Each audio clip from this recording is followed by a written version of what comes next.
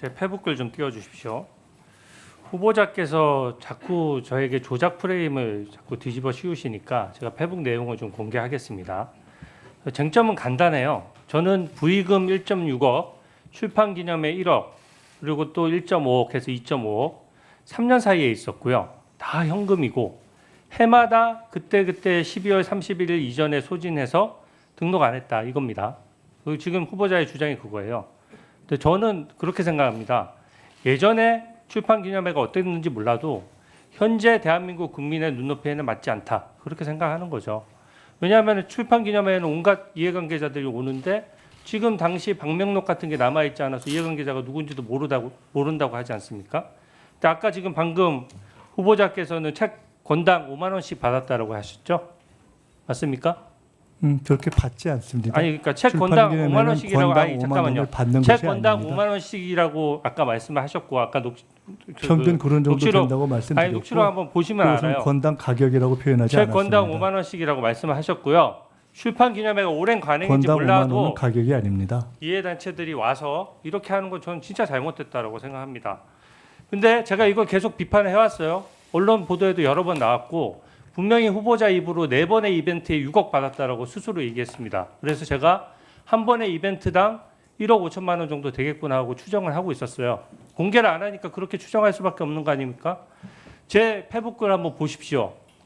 제가 페북글 하나만 가지고 지금 자꾸 조작됐다 말씀하시는데 바로 직전 글이에요. 2009년 12월 12일 결혼 축의금은 같은 달 31일에 현금 보유 등록 재산을 국민 앞에 공개했어야 되는데 왜 안 했느냐 이렇게 묻고 있죠. 마찬가지로 2020년 11월 2일 날짜 다 명기했습니다. 빙부상 조의금 왜 말일 기준으로 등록인데 12월 31일까지 얼마 안 돼요. 1월 아까 추징금 한 번에 다 갚았다고 하지만 예를 들어서 12월 2일 조의금을 받았으면 11월 3일에 추징금 다 갚았습니까? 그렇지가 않아요. 다 그 부분에 대해서 금액이 딱딱 떨어지지가 않습니다. 그러니까 제가 얘기한 거죠. 출판기념회 날짜도 분명히 명기했습니다. 2022년 4월 5일과 2023년 11월 29일 각각 해당 연도 말일에 등록했어야 된다. 이게 공직자윤리법과 공직자선거법을 위반할 수 있다. 그 후보자가 만약에 정상적으로 현금을 받아서 만약에 등록을 그 당시에 했다면은 쓰지 않고 그랬으면 무려 공직자 재산 등록만 6번을 해야 되고 또 후보자 등록으로 또 2번을 해야 됩니다. 근데 후보자 주장은 그거예요. 재산 등록일 이전에 다 써버렸다. 이 돈의 성격을 잘 보여주는 거예요.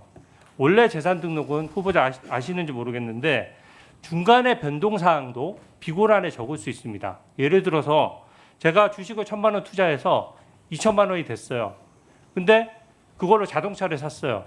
갑자기 남들이 봤을 때는 중간에 그게 1년 사이에 등록 기준일 전에 다 해당해도 딱 2천만 원이 갑자기 생긴 것처럼 보이지만 그 부정한 돈이 아니고 1,000만 원에서 주식 투자해서 1,000만 원 번 돈이 자동차 값에 들어가 있는 거죠.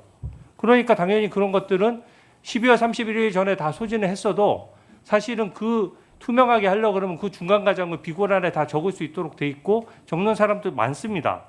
근데 지금은 후보자님은 모든 이벤트마다 다 써버려서 등록 안 했다는 건데 절차적으로 이게 딱 위반이 아니라고 할 수 있을지 몰라도 고위공직자로서의 처신은 많이 부족하다라고 생각합니다.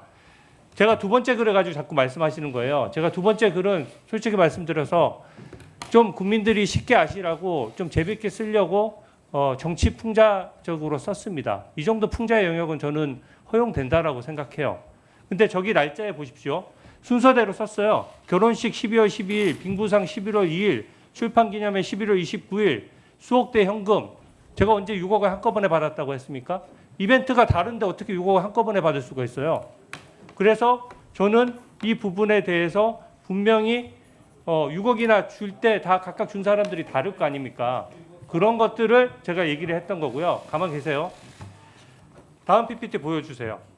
이걸 가지고 조작이라고 하는 말이 안 돼요. 제가 표현을 썼습니다. 직관적으로 아신 게 쟁여놓은 금액이 6억이나 된다는 표현을 썼어요. 쟁여놓다는 표현이 뜻이 뭡니까? 한꺼번에 받았다는 뜻 아닙니다. 보십시오. 후보님 보세요. 따로 떼어놓아 보관하다는 뜻이에요. 특히 몰래 감추어두는 경우에 주로 사용한다. 이재명 대통령님도 쓰신 표현입니다. 장롱에 넣어두면 이자가 붙냐 이런 표현 쓰셨어요. 집에 현금을 뒀는데 국민 눈높이에 맞겠느냐 이런 얘기고 거기에 대한 소명을 하라고 하니까 액수만 총액만 얘기하고 그에 관련된 장부가 있는 것도 아니고 명단이 있는 것도 아니고 더더군다나 돈의 흐름을 설명할 수 있는 것도 아니고 또 예금 계좌에 들어간 적도 없고 또 투자 자산에 투자된 적도 없습니다. 근데 제가 그 액수의 총액을 놓고 6억을 쟁여놨다라고 하는 거는 조작입니까 아닙니까? 이게 조작이에요? 날짜가 제가 그 페북이 바로 붙어 있어요. 제가 날짜가 다 구분한 조작이라고 생각되는 설명을 조금 있다가 조금 전에 이메일을 다시 올려놓고 해도 될까요? 자, 앞부분 이메일 한번 띄워보세요. 잠시만요. 제가 한번 하나만 더 설명드릴게요. 저기 보면 날짜만 봐도 알 수 있어요. 두 번째 페북을 보면 결혼 이벤트의 순서대로 썼습니다. 12월 12일, 빙부상 11월 2일, 출판 기념회 11월 29일. 그리고 그 앞에 바로 앞에 페북에 보면 연도와 날짜가 정확히 기재돼 있고 그 당시 언론 보도 보십시오. 후보자님이 결혼한 지 며칠이고 결혼식 빙부상 출판 기념회를 한 달에 안 했다는 걸 모르는 사람도 있습니까?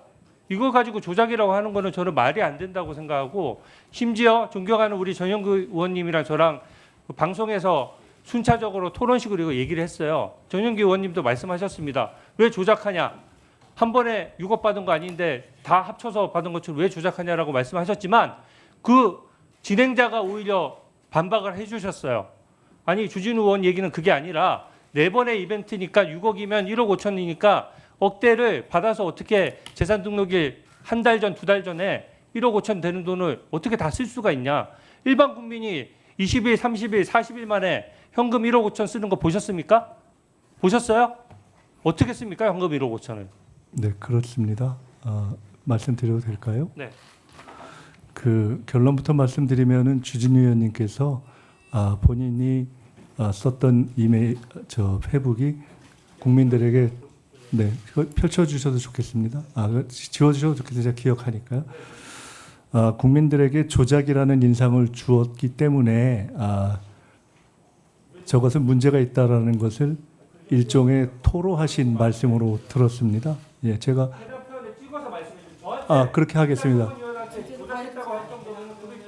그렇게 하겠습니다. 그러면 띄워주시는 것을 허락한다면 잠깐만. 네, 제가 띄워주시죠. 예, 그 부분만 제가 설명을 해야 되니까 띄워놓고 하겠습니다.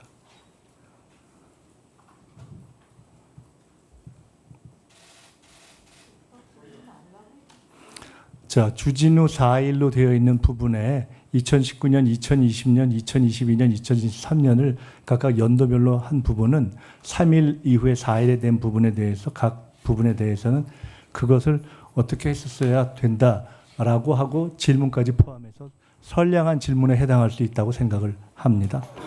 그러나 3일에 해당하는 부분을 각각 나누어서 또는 문맥 전체로 놓고 본다면 현금 봉투로 6억 받은 건데 현금 봉투 6억 쌓아두면 내 이어서 바로 결혼식 날짜를 연도별로 구분하지 않고 결혼식 빙부상 출판 기념회를 연속해서 하고 바로 뒤에 다시 6억이나 준 고마운 사람들이라는 표현을 통해서 아마 국민들에게 바이든 날리면을 물었던 정도의 여론조사를 실시한다면 저것은 동시에 받은 6억을 동시에 있었던 12월 11월 2일, 11월 29일 날 쓴 것으로 판단되지 않겠나라고 하는 인상을 주는 것이 대단히 통상적이라고 보이고